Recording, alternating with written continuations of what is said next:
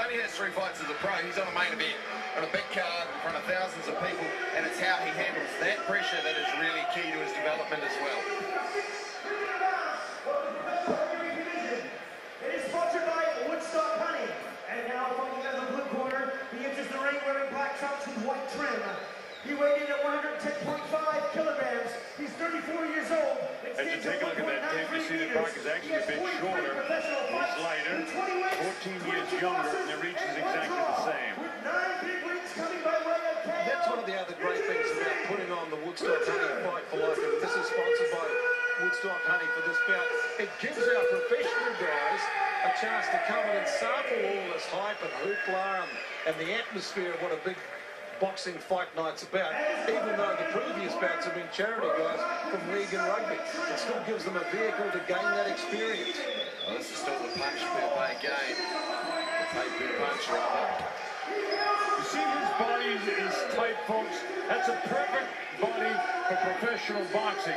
His muscles aren't too heavy, so he doesn't got to carry the real weight of those big biceps. He's perfectly cut in the midsection, unlike some of the rugby guys who had those really muscle-bound guys with the washboard stomachs. This guy's got the perfect body for boxing.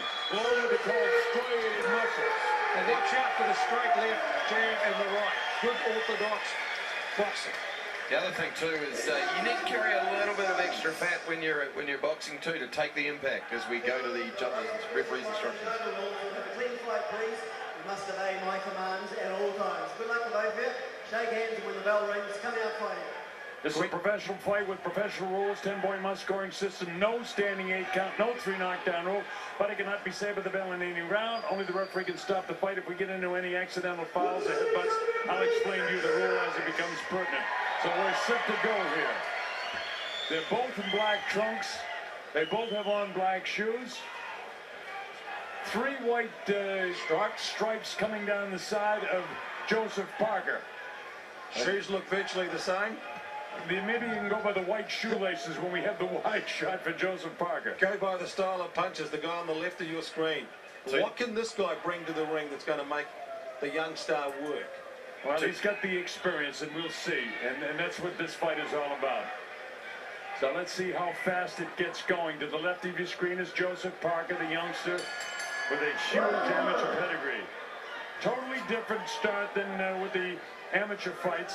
Tutaki is normally a conventional fighter. He switched to southpaw, unusual. Trying to do something to confuse the youngster, but look at right away. Parker goes to work on him. Blasting shots to the body. Tutaki looks a little bit tentative. Now he's back fighting as an orthodox fighter. He came out as a southpaw. Now he's back fighting right-handed, jabbing with the left hand. Not moving much. Now he switches back and forth. Let me tell you something, folks, as you watch about guys that switch. When you switch back and forth and you're not a left-handed fighter, you're going to lose power, you're going to lose accuracy, and you're going to hit more. And watch what I mean. Bang, bang, and bang, bang, bang. Fast hands there from Parker. He's done his homework too. He's going to the body. He's not going overboard though. He's still keeping tight. Tutaki, durable. He'll cover up and throw the odd ugly-looking shot back. He does have a bit of power despite how he looks. Yeah, it's a big mistake to try and confuse Joseph Parker by turning around southpaw. He's fought a lot of southpaw fighters in the amateurs, not confusing him one bit. The power shots are being landed by Joseph. Tutaki tries to do something in the body. You're not going to hurt that body of young Joseph. Just needs to tuck his chin down when he walks away from the clinch there. See what I mean about the lack of accuracy with the punches? His jab is tentative. He doesn't have to snap with it. He tries to, land a decent left hand, but Tutaki's not effective at all. Joseph misses his shot.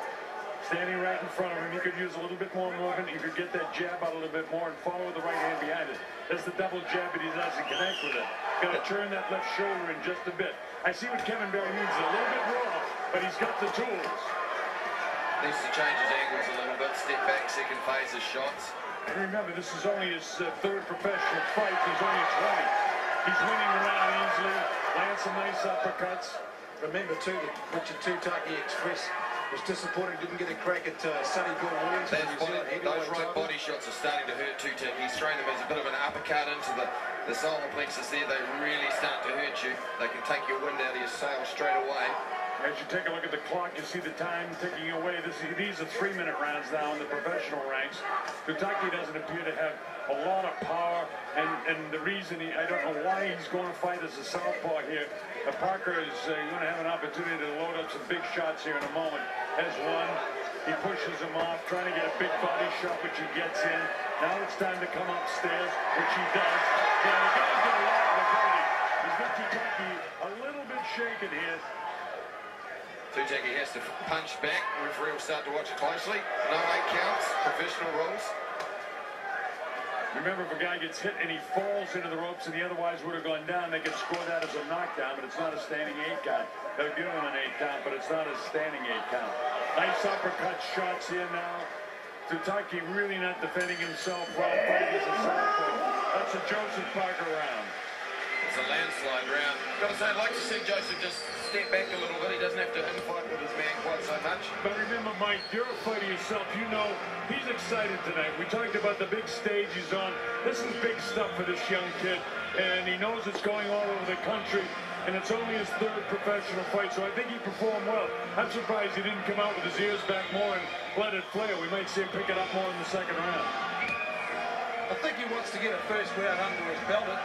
What would he gain from a first round KO? Well, that's the point of having a fighter like Tutaki in there at this point, is to give him a few more rounds. We know he's durable. You know if you're getting them out of there in the first round, you've actually started to add some pop to your punches.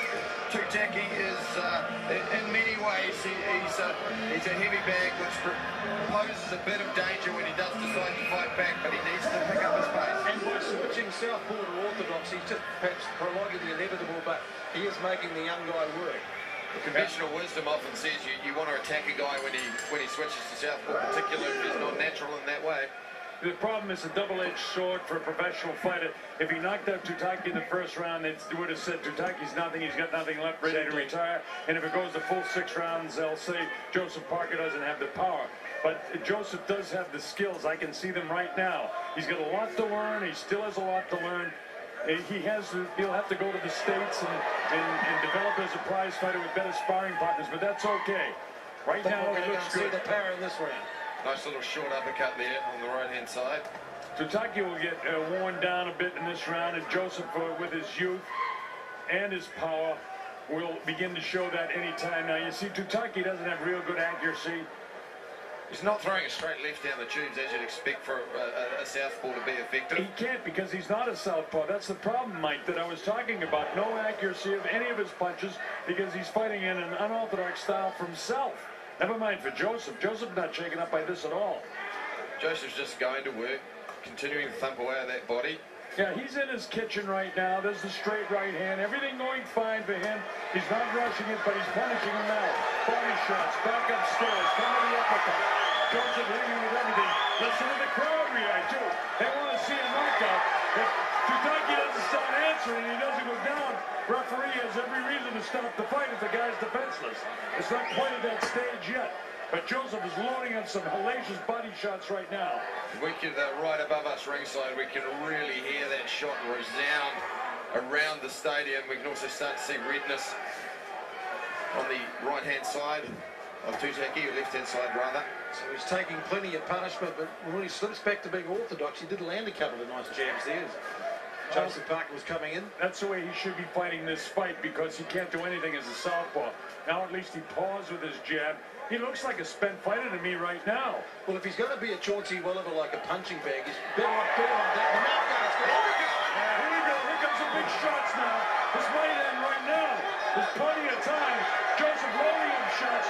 Referee having a good look. There's about 10 unanswered some punches. And just as we say that, Tutaki comes back and begins to throw a little bit. Comes in and Joseph takes a little bit of a rest. Tries to do the paso doble there. Go pass him. We can see why they've got Tutaki in here, though. He is durable. Yeah, he is. He's taking some good punishment and a lot of shots to the head. He's taken probably 20 shots to the head. And he's down. That another shot might end the fight.